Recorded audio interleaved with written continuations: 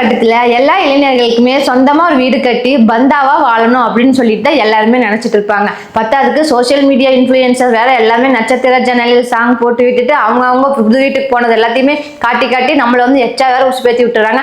அதுக்காகவாச்சும் நம்மளும் எப்படியாவது சூப்பராக ஒரு புது வீடு கட்டிடணும் அப்படின்னு சொல்லிட்டு இன்னைக்கு இருக்க இளைஞர்கள் எல்லாத்துக்குமே வந்து அந்த புது வீட்டு மோகம் அப்படின்னு சொன்னா கரெக்டா இருக்கும்னு நினைக்கிறேன். அது ரொம்பவே அதிகமா வந்துருச்சுங்க. மிடில் கிளாஸ் பீப்புள் நிறைய பேர் வாடகை வீட்டுல இருந்து ரொம்பவே சலிச்சு போயிருப்பாங்க. நம்மளுக்கு நிம்மதியா ஒரு நாள் சொந்தமா நம்ம கட்டின வீட்டுல சூப்பரா இருக்கணும்டா அப்படின்னு சொல்லிட்டு எல்லாத்தோட மனக்கோட்டையில கண்டிப்பா அந்த நிறைவேறாத ஆசையை வந்து புது வீட்டுல வந்து இருக்குங்க. புது வீடு கட்டுறதுன்னு தான். நீங்களும் இதே மாதிரி வீடு வாங்கலாம் அப்படிங்கிற பிளானிங்ல இருந்தீங்க அப்படின்னா அதுக்கு முன்னாடி ஒரு 5 மினிட்ஸ் நம்மளோட வீடியோவை பார்த்துட்டு அதுக்கப்புறமேல வந்து வாங்கிக்கோங்க.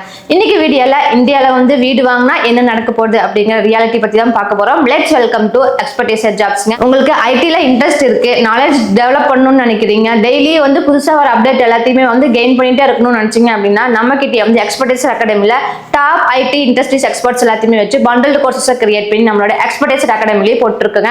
அதை பத்தி டீடைல்ஸ் எல்லாமே வந்து லிங்க்ல இருக்கு, செக் பண்ணி பார்த்துக்கோங்க. நம்ம ஸ்டோரியில ஹீரோவோட பேரு ராஜுங்க. அவர் ஒரு சாஃப்ட்வேர் இன்ஜினியரா ஒர்க் பண்ணிட்டு இருக்காரு. மிடில் கிளாஸ்ல இருந்து வந்ததுனாலே நிறைய ஹார்ட் ஒர்க் பண்ணணும், மணி எல்லாத்தையும் சிறுக சிறுக சேமிக்கணும் அப்படின்னு சொல்லிட்டு அவரோட சேலரி எல்லாத்தையுமே வந்து எக்ஸ்ட்ரா செலவு எதுவுமே பண்ணாம கொஞ்சம் கொஞ்சமா சேர்த்து அவரோட வருடாந்திர வருமானத்தையுமே வந்து என்ன பண்ணணும்னு நினைக்கிறாரு அப்படின்னா வீட்டுலதான் இன்வெஸ்ட் பண்ணணும் அப்படின்னு சொல்லி நினைக்கிறாரு. ஆமாங்க, அதே புது வீட்டு மோகம் தான் நம்மளோட கதையில இருக்கக்கூடிய ராஜுங்கிற ஹீரோக்குமே வந்து வந்துட்டே இருக்கு. ஸோ கஷ்டப்பட்டு இவ்வளவு நாள் ஹார்ட் ஒர்க் பண்ணி சேர்த்து வச்ச காசு எல்லாத்தையுமே வந்து புது வீடு வாங்கலாம் அப்படின்னு சொல்லிட்டு ஐடியா வந்துருக்குங்க அவருக்கு. அவரு முதல்ல வீடு வாங்கணும்னு நினைச்சாருன்னா என்ன பண்ணுவாரு, ஆன்லைன்ல தேடுவாரு. அதே மாதிரி as usual ஆன்லைன்ல வந்து தேடுறாரு. அதுக்காக அவர் என்ன பண்ணுவாரு, அடுத்தது வீடெல்லாம் எங்க இருக்கு, இடம் எங்க இருக்கு அப்படின்னு லொகேஷன் எல்லாமே வந்து அவங்க சர்ச் பண்ணுவாங்க. அதுக்கு ஆன்லைன் தான் யூஸ் பண்ணுவாங்க. ஸோ ஆன்லைன்ல இருக்கிறபோது நிறைய புரோக்கர்ஸுமே அவைலபிளா இருப்பாங்க. ஒவ்வொருத்தரும் ஒவ்வொரு ஆஃபர்ஸ் எல்லாமே கொடுத்துட்டு இருப்பாங்க. அதுல முக்கியமா சில புரோக்கர்ஸ் என்ன பண்ணுவாங்க அப்படின்னா இன்னைக்கே வந்து புக்கிங் பண்ணி ஃபைனல் ஆச்சு அப்படின்னா இந்த ரேட் இதே நாளைக்கு அந்த ரேட் வந்து ஏறிடும் அப்படின்னு சொல்லிட்டு அந்த ரேட் ஏறதுக்கு பல ரீசன்ஸ் பல காரணங்கள் எல்லாமே வந்து சொல்லுவாங்க. நம்மளுக்கு வந்து உடனே பலவழப்பாயிரும், என்னடா இன்னோட லாஸ்ட் டேட்னு சொல்றாங்களே, அதுக்கப்புறம் மறுபடியும் நாளைக்கு இன்னில 50,000 எச்சாயிடுச்சு அப்படின்னா நம்ம எங்க பாக்குறது அப்படின்னு சொல்லிட்டு அந்த 50,000 சரின்னு சொல்லிட்டு வீடு என்ன எதுன்னு எல்லாம் வெறும் ஆன்லைன்ல இருக்கிறதே பார்த்துட்டு நம்ம டக்குன்னு வந்து புக் பண்ணிடுவோம். சரி ஓகேங்கிற மாதிரி சொல்லிடுவோம். புரோக்கர் எதுக்கு இப்படி சொல்றாங்க அப்படின்னா அவங்க வந்து வீட்டுல எங்காச்சும் கிராக் இருக்கும், இல்ல அன்பினிஷ்டு வால்ஸோட ஒர்க் எல்லாமே இருக்கும். இவங்க வந்து ஓகேன்னு சொல்லி இவங்க பிடிச்சி வச்சுட்டாங்க அப்படின்னா இவங்க கண்ட்ரோல், அதாவது புரோக்கர் கண்ட்ரோலுக்கு நாம போயிடுவோம். அவங்க எப்ப வேலை முடிச்சு கொடுக்குறாங்களோ அது வரைக்கும் நாம அவங்களே பார்த்துட்டே தான் இருக்கணும். ஸோ அவங்களை வந்து நம்மள எந்த திங்கிங்ல வர்றதுக்கு விடாம நல்லா ஒரு லாக் பண்ணி விட்டு நம்மளோட எண்ணங்கள் கான்சென்ட்ரேஷன் எல்லாமே வந்து அந்த வீட்டை நோக்கி மட்டும்தான் இருக்கணும் அப்படிங்கிற மாதிரி ஒரு ஸ்டாட்டிக்ஸ் யூஸ் பண்ணி தான் பண்ணிட்டு இருக்காங்க. அதுக்கு பேர் தான் ப்ரெஷர் ஏற்றி ஒரு ஸ்டாட்டிக்ஸ்ங்க. நிறைய பேர் இதில் தான் தெரியாம போய் மாட்டிக்கிறாங்க. ஸோ இந்த வீடு வாங்கணும்னு நினைச்சிட்டு இந்த மாதிரி ஆன்லைன்ல பார்த்து புரோக்கர் மூலமா வச்சு பண்ணாங்க அப்படின்னா அவங்களுக்கு ஃபர்ஸ்ட் ட்ராப்பே வந்து இதாக தான் இருக்க போகுதுங்க. இந்தியால புரோக்கர் இல்லாம எந்த காரியமே வந்து நடக்காதுன்னு தான் சொல்லணுங்க. அதே மாதிரி தான் பில்டர்ஸுமே வந்து இப்போ ஒரு வீடு தேவைப்படுறாங்க பார்த்துட்டு இருக்கிறாங்க அப்படின்னாலே நம்மளுக்கு வந்து பில்டர்ஸும் தேவை, புரோக்கர்ஸும் தேவை. அவங்க 2 பேருமே வந்து நம்ம நல்ல நேரம் நல்லதா அமைஞ்சிட்டாங்க அப்படின்னா நம்ம வந்து தப்பிச்சோங்க. ஒருவேளை ஆள் வந்து கொஞ்சம் அப்படி இப்படி இருக்காங்க, நிறைய சார்ஜ் போட்டு நம்ம காசு எல்லாத்தையும் உறிஞ்சி எடுத்துருவாங்க. ஸோ அந்த மாதிரி இல்லாம நல்ல பில்டர்ஸா இருக்காங்களா நல்ல புரோக்கர்ஸா இருக்காங்களான்னு செக் பண்றது வந்து முக்கியம் தான். இந்த மாதிரி புரோக்கர்ஸ் எல்லாம் எதுக்கெல்லாம் ஃபீஸ் போடுறாங்க அப்படின்னு பாத்தீங்க அப்படின்னா மெயின்டெனன்ஸ் காஸ்ட்னு சொல்லுவாங்க, பார்க்கிங் காஸ்ட்னு சொல்லுவாங்க, ஃப்ளோர் காஸ்ட்னு சொல்லுவாங்க. அது மட்டும் இல்லாம இப்ப வேற அபார்ட்மெண்ட் மாதிரி இருந்துச்சு அப்படின்னா முன்னாடி கார்டன் எல்லாம் இந்த மாதிரி மெயின்டைன் பண்ணி வச்சிருப்பாங்க. அதுக்குமே வந்து சார்ஜ் நம்ம கிட்ட இருந்தா போடுறாங்க அப்படிங்கிற மாதிரி சார்ஜ் லிஸ்டே வந்து ஒரு பெரிய லிஸ்டா வந்து கொடுத்துருவாங்க. என்னென்ன சார்ஜ் போடுறாங்க அப்படிங்கிறதையும் எக்ஸ்ட்ரா ஒரு டைம் நல்லா செக் பண்ணிக்கோங்க. அடுத்தது வந்து பாத்தீங்க அப்படின்னா banking loan and paper work தாங்க. ஒருத்தவங்க வேலை செஞ்சுட்டு இருக்காங்க, அவங்க வேற ஆப்ஷனா இல்ல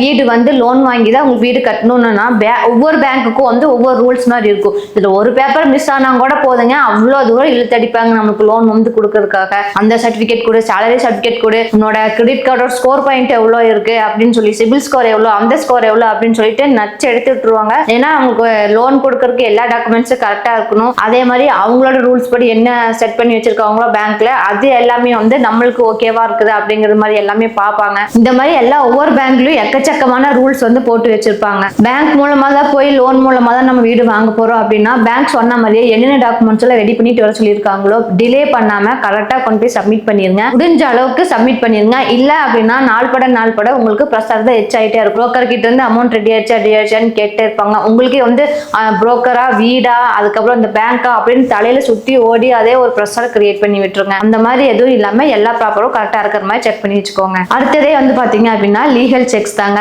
இப்போ நீங்க யாருன்னே தெரியாத ஒருத்தங்கிட்ட போய் வாங்க போறீங்க அப்படின்னா அந்த லேண்ட் வந்து கரெக்டா அவங்க பேர்ல ரெஜிஸ்டர் ஆயிருக்கா, இல்ல ரெஜிஸ்டர் ஆனதுல எல்லாமே வந்து லீகலா இருக்கா, அதுக்கு சர்டிபிகேட்ஸ் எல்லாமே லேண்ட் ஆகட்டும் வீடு ஆகட்டும் நிறைய லீகல் லைசன்ஸ் எல்லாமே வந்து இருக்கணும். அது எல்லாமே கரெக்டா இருக்கா அப்படின்னு சொல்லி மறக்காம அதையுமே செக் பண்ணி பாத்துக்கோங்க. நீங்க புரோக்கர் கிட்ட போய் பேசுறதா இருந்தாலும் சரி, இல்ல பில்டர்ஸ் கிட்ட போறதா இருந்தாலும் சரி, முதல்ல இந்த லீகல் இஷ்யூஸ் எல்லாமே கிளியரா இருக்காங்கிறத ஒரு டைம் செக் பண்ணி பாத்துக்கோங்க. முடிஞ்சா நீங்க ஒரு லாயர் கூட கூட்டிட்டு போய் இந்த இடத்துக்கு எல்லா லீகல் சர்டிபிகேட்ஸ் அவைலபிளா இருக்கா, கரெக்டா இருக்கா அப்படின்னு கூட செக் பண்ணிக்கோங்க. இது உங்களுக்கு ஃபியூச்சர்ல வந்து எந்த ப்ராப்ளத்தையும் கொண்டு வராம இருக்கிறதுக்கு ரொம்பவே ஹெல்ப்ஃபுல்லா இருக்கும். Hidden scams and real sex தாங்க இப்ப பார்க்க போறோம்.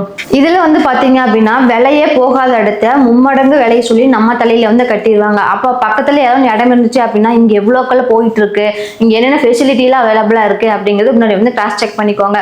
இந்த இடம் முதல் இடமா தான் இருந்துச்சா, இப்பவே நிறைய பேருக்கு நம்மளுக்கு தெரியும் குளத்தை வந்து மண்ணு போட்டு நிறவி அதுவே லேண்ட் மாதிரி பண்ணி கடைசியில் வீடு கட்டி மழை வந்தா ரொம்ப பெரிய இஷ்யூ ஆயிருக்கு. சென்னையில இன்னுமே சில இடத்துல வந்து மழை பயங்கரமா பெஞ்சுச்சு அப்படின்னா வீட்டுக்குள்ளேயே வந்து தண்ணி போயிட்டு இருக்கு. ஸோ அந்த மாதிரி ப்ராப்ளம் எல்லாம் இல்லாத மாதிரி முன்னாடியே வந்து ஒரு கிராஸ் செக் பண்ணிக்கிறது ரொம்பவே நல்லதுங்க. இந்த மாதிரி ப்ராப்ளத்தை எல்லாத்தையும் தாண்டி வந்தோம்னா அடுத்தது மிகப்பெரிய எமோஷனல் ரோலர் கோஸ்டர் தாங்க ஆக போகுது.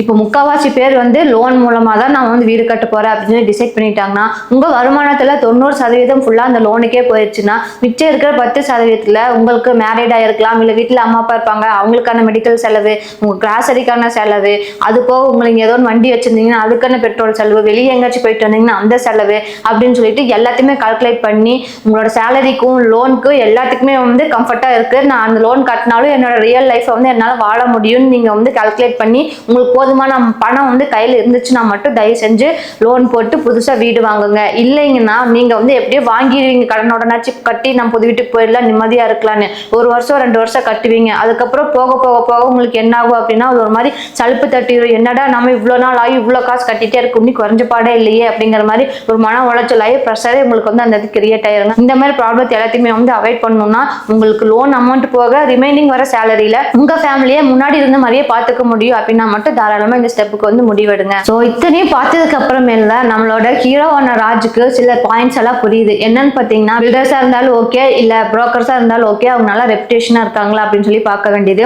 அதே மாதிரி லீகல் சர்டிபிகேட்ஸ் எல்லாமே வந்து கரெக்டா வச்சிருக்காங்களா, அதே மாதிரி சார்ஜஸ் எல்லாம் எதுக்கு போடுறாங்க, எதுக்குன்னு மென்ஷன் பண்ணிருக்காங்க அப்படிங்கிறது.